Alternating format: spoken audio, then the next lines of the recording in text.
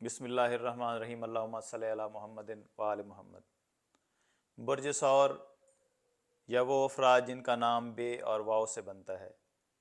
8 सितंबर से 14 सितंबर तक का ये हफ़्ता कैसा गुज़रेगा, इस बारे में बात करते हैं।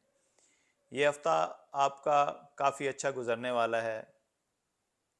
कुछ चीज़ें ऐसी होंगी जिनमें एहतियात बहुत ज़्यादा ज़रूरी है।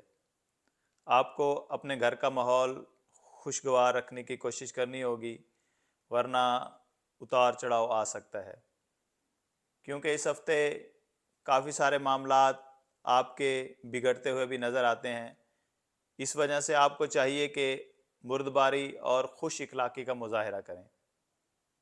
आप अगर किसी का आपने कर्ज़ा देना है तो कोशिश करें कि इस हफ्ते उसको कर्ज़ा अदा कर दें, वरना उस वजह से भी आपके लहजे में उतार चढ़ाव आ सकता है या आपको परेशानी का सामना करना पड़ सकता है। अगर आप नई प्रॉपर्टी ख़रीदना चाहते हैं तो इस हफ्ते आप एहतियात कीजिए। अगर आप कोई नया रिश्ता बनाना चाहते हैं तो आपको इस हफ्ते एहतियात करनी होगी। हाँ, आपकी अज़वाजी ज़िंदगी इस हफ्ते काफ़ी खुशगवार रहेगी।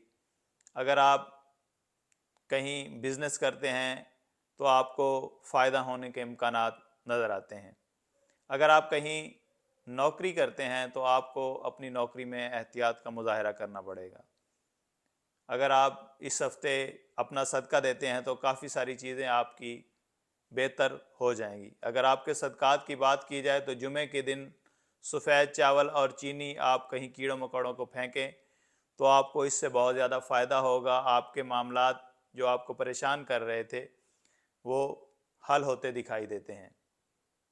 आपका बहुत शुक्रिया। अगर आप अपना जायचा बनवाना चाहते हैं या मुझसे कोई भी सवाल पूछना चाहते हैं तो मेरे इनबॉक्स में या इंस्टाग्राम पर आप रब्ता कर सकते हैं।